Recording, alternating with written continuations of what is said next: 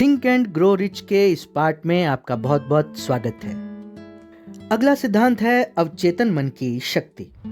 हमारे मन के दो हिस्से हैं, एक होता है चेतन मन और दूसरा अवचेतन मन। चेतन मन यानी कॉन्शियस माइंड, इसका काम होता है सोच विचार करना, और अवचेतन मन यानी सबकॉन्शियस माइंड, इसका काम है अपनी सोच पर विश्वास करना। अवचेतन मन पर हमारा कोई कंट्रोल नहीं होता, लेकिन हमारी इच्छाएं, भावनाएं और फैसले इसी से कंट्रोल होते हैं।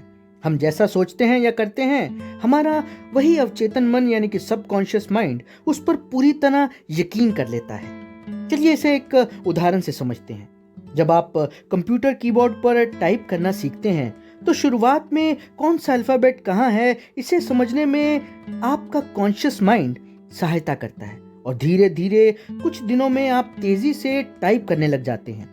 और तो और कुछ हफ्तों की प्रैक्टिस में आप इतने तेज हो जाते हैं कि आपकी उंगलियां स्वाभाविक ही तेजी से टाइप बटन्स पर चलती हैं और आप नीचे कीबोर्ड पर देखते ही नहीं। आपका ध्यान सिर्फ स्क्रीन पर रहता है।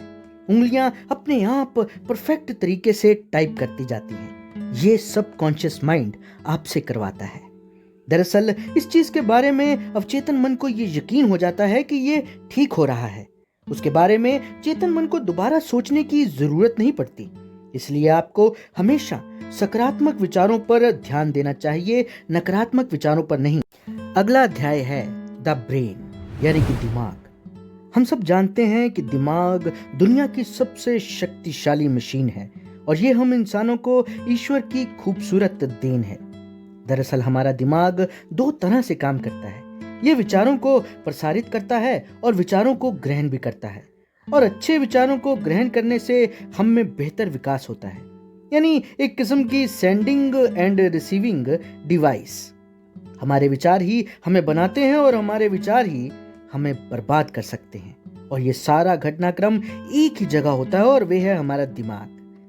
हमें हमारे दिमाग की ताकत को पहचानना होगा। क्या आपको मालूम है कि हमारे दिमाग में करोड़ों नर्व सेल्स पाए जाते हैं जो कि जबरदस्त तरीके से लयबद्ध हैं। इन्हीं की बदौलत हम शारीरिक तौर पर और मानसिक तौर पर काम करते हैं। हमारी भावनाओं और दिमागी संतुलन के लिए भी हमारा दिमाग ही जिम्मेदार है। इसलिए हमें सोचना होगा कि हम अपने दिमाग में कैसे विचार भर रहे हैं। जैसे विचार हम उठते, बैठते, सोते, जागते अपने दिमाग में भरते हैं, हमारा मानसिक सिस्टम वैसा ही रिएक्ट करता है। मेंटल टेलीपैथिंग मुमकिन चीज है, बशर्ते आप अपने मास्टरमाइंड ग्रुप के साथ मिलकर उस पर बारीकी से काम करें, आपस में डिस्कस करें। ये एक आदत की तरह है। अपने विचारों को दूसरों के साथ बांटकर एक सिंगल ब्रेन की तरह सोच पाएं। अब तक जो भी कुछ इस समरी से सीखा उसे रियल में अप्लाई करने की कोशिश करें, और यकीन मानिए इन सिद्धांतों को अपनाकर आप अपनी मंजिल तक पहुंच सकते हैं। अब बढ़ते हैं इस किताब के आखिरी सिद्धांत की ओर, जो है सिक्स्थ सेंस यानी कि छठी इंद्री।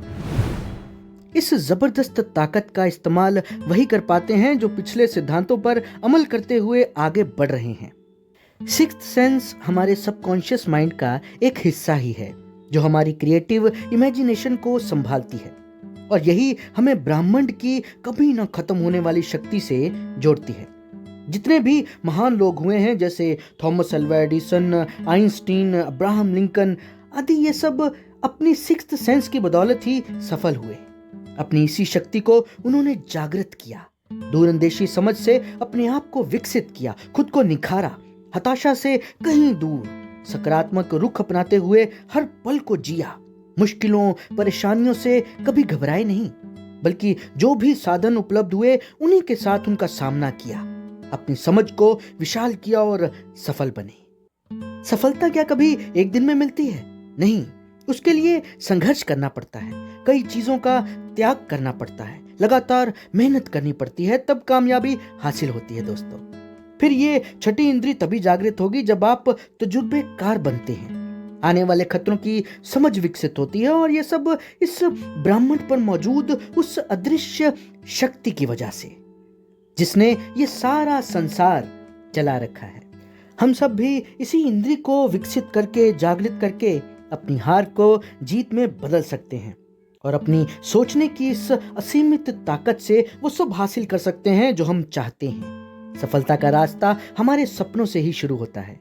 जैसे जैसे हम इस किताब में बताए ये सभी सिद्धांत अपनाते जाएंगे, हमको विजडम मिलता जाएगा। खुद को जानने के लिए हमें दूसरों को भी समझना होगा। अपनी समझ उस लेवल तक विकसित करनी होगी और एक सफल, खुशहाल, कामयाब इंसान ही इस लॉ ऑफ नेचर को समझ सकता है, माइंड स्टिमुलेशन के हाई लेवल को हासिल कर सकता है। इन सब के बावजूद एक अनजाना डर हमारी सोच पर हावी होता है। अगर हम ये ना कर पाए तो, अगर हम फेल हो गए तो, या अगर ये बात उल्टी पड़ गई तो, यही वो डर है जो हमारी सोच पर हावी होने की कोशिश में लगा रहता है। तो फिर इस डर नाम के भूत से छुटकारा पाने के लिए क्या करें, आइए समझते हैं। दोस्तों, कुछ ऐसे छुपे हुए दुश्मन होते हैं जो हमें अमीर, कामयाब नहीं बनने देते, और वे दुश्मन हैं शक, चिंता, नकारात्मक ख्याल। जब तक हम इनसे दो दो हाथ नहीं होंगे, इनसे लड़ेंगे नहीं, तब तक ये हमें परेशान करते रहेंगे। कभी हाँ कभी ना की स्थिति कब बनती है? जब हम कंफ्यूज होते हैं, यानी हमें अपने आप पर ही भरोसा ना हो। और इस सिचुएशन में डरना लाजमी है, आखिर हम इंसान ही तो हैं। और ये ओवर थिंकिंग, ये डर, ये सब ह्यूमन नेचर ही है। डर जैसे आलोचना का डर, गरीब होने का डर, खराब सेहत का डर, प्यार खोने का डर, बुढ़ापे का डर, मौत का डर, इनमें से हर डर हमारी काबिलियत को कम करता है। और असलियत भी यही है कि ये सभी डर सिर्फ हमारे दिमाग की ओवर थिंकिंग की उपज है। और मजे की बात यह है कि ऐसे डर पर काबू पाया जा सकता है।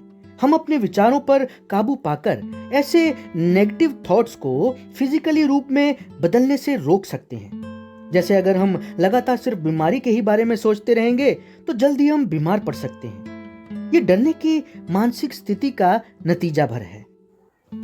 हमें अपनी इच्छा शक्ति को मजबूत रखना होगा। अपने दिमाग के सब दरवाजे उन लोगों के लिए बंद कर दें जो आपको हताश करें, नकारात्मकता से भरें। हर चीज के अच्छे पहलू पर गौर करें, सकारात्मक पहलू अपने लिए मन की शांति और खुशियां चुनें। यही असली ताकत है हमारी सोच की। हमारी सोच वो सब कुछ हासिल कर सकती है जो हम चाहते हैं। इंसानियत, ईमानदारी, नेकी की हद में रहकर सोचें और अमीर बनें। आप अपनी कमजोरियों को छुपाने के लिए बहाने बनाकर, जानबूझकर खुद को बेवकूफ बनाने में इतना समय खर्च क्यों करते हैं? यदि अलग ढंग से इस्तेमाल किया जाए तो यही समय उस कमजोरी का इलाज करने के लिए पर्याप्त है। फिर किसी बहाने की भी जरूरत नहीं पड़ेगी। इसलिए अपने आप पर काम कीजिए और इस किताब में दिए गए सभी सिद्धांतों का पालन करते हुए आगे बढ़िए। मैं दावे के साथ कह सकता हूं कि आप जिंदगी में अपार दौलत, अपार कामयाबी हासिल करेंगे। Think and grow rich. वक्त है कंक्लूजन का। इस ऑडियो बुक समरी में जहां हमने इच्छा यानी कि डिजायर को समझा, वही हमने आस्था यानी कि विश्वास को भी पूरी तरह से समझा। इन दोनों सिद्धांतों को अपनाकर जब हम आगे बढ़े तो उसमें हमने आत्म सुझाव की ताकत को भी जाना। हमने जाना कि व्यक्तिगत अनुभव या अवलोकन हमारे जीवन पर क्या असर डाल सकता है। हमने कल्पना की असीमित शक्ति को समझा। हमने संगठित नियोजन यानी कि मास्टरमाइंड ग्रुप के बारे में जाना। हमने निर्णय लेने की क्षमता को पहचाना। दृढ़ विश्वास और दृढ़ता के साथ आगे बढ़ने के तरीके को भी समझा। हमने सेक्स के रूपांतरण यानी कि मिस्ट्री ऑफ सेक्स ट्रांसम्यूटेशन को भी जाना। अवचेतन मन की ताकत और अपने दिमाग की ताकत को भी हमने इस किताब की ऑडियो बुक समरी के माध्यम से समझा। और अंततः हम पहुंचे छठी इंद्री पर यानी कि सिक्स्थ सेंस। ये वो ताकत है जो हम पिछले सिद्धांतों को अपनाकर उन पर चलकर इस ताकत तक पहुंच सकते हैं। अपने आप को सफल बनाने की इस यात्रा में आने वाली उस नकारात्मक सोच यानी कि डर के उन 6 भूतों को चतुराई से कैसे मात दें, हमने ये भी जाना।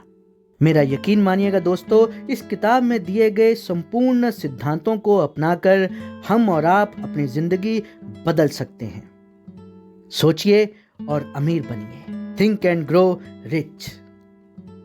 इस किताब की ऑडियो बुक समरी यहीं पर मैं समाप्त करता हूं। आपको ये ऑडियो बुक समरी कैसी लगी मुझे कमेंट सेक्शन में जरूर बताइएगा। आप सुन रहे हैं true power of motivation Faizi के साथ। धन्यवाद। शब बखैर।